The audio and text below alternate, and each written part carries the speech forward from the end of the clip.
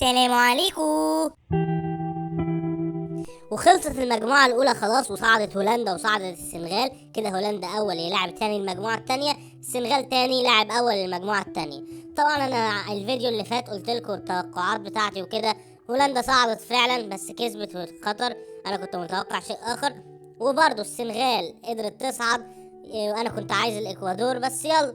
نمبر 1 برضه بيشجع السنغال، مش عايزين نزعله. نخش بقى في المجموعة التانية، انجلترا، ايران، امريكا، ويلز. 4-3-2-1، النقط مترتبة وكل حاجة مترتبة.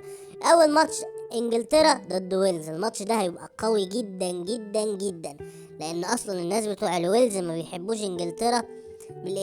يقول لك احنا مش تبع بريطانيا، ودول بيقولوا تبع بريطانيا وكلام كده. فالمهم تلاقي دول ما يحبوش دول ولا دول يحب دول ابدا. Why you write this one? Sorry? Why you write this words?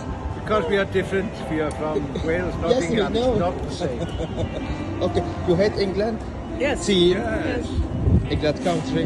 Yes. So good luck, good luck. فزي ما قلت لك، لا جمهور الويلز بيحب انجلترا ولا جمهور انجلترا بيحب الويلز. تلاقيهم دايما زي كده مثلا فريقين بيلعبوا ديربي ضد بعض، ريال مدريد ضد برشلونة كده، ما يحبوش يلعبوا ما يحبوش ده يكسب ولا ده يحب ده يكسب. فانجلترا 4 نقط عايزة تبقى الاول علشان تلاعب السنغال، ما تلعبش هولندا، ولو ان السنغال دلوقتي اقوى من هولندا اصلا. فانجلترا هتلعب على المكسب. الويلز فرصتها واملها الوحيد هو المكسب، عشان يبقى 4 نقط قد انجلترا ويشوفوا فرق الاهداف بقى. فبالتالي دلوقتي انجلترا كسبت او الويلز كسبت، الكسبان منهم بنسبة كبيرة هيصعد، والتعادل في مصلحة انجلترا. بس انجلترا مش هتلعب عليه، لانها كده ممكن تطلع مركز تاني وتلاعب هولندا مش السنغال. فانا اتوقع الماتش ده هيبقى ماتش صعب، يخلص 1-0 لانجلترا بالعافية، وتبقى كده انجلترا صعدت اول في انتظار مواجهة السنغال. يبقى الماتش اللي باقي بقى ماتش الضرب النار، الدمار الشامل.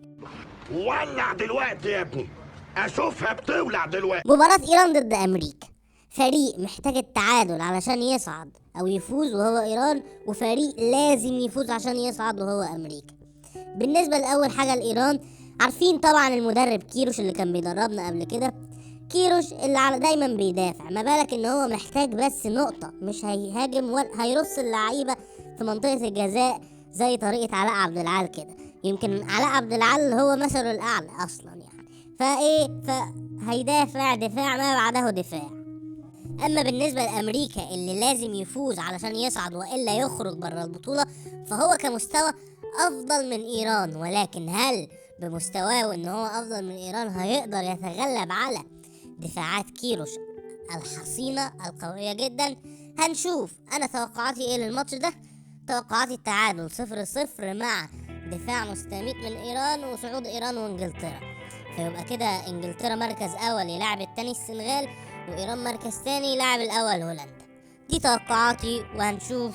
والى اللقاء في فيديوهات بقى المجموعة الثالثة والرابعة بكرة ان شاء الله. افتكر الرسالة كده وصلت، المسج وصل.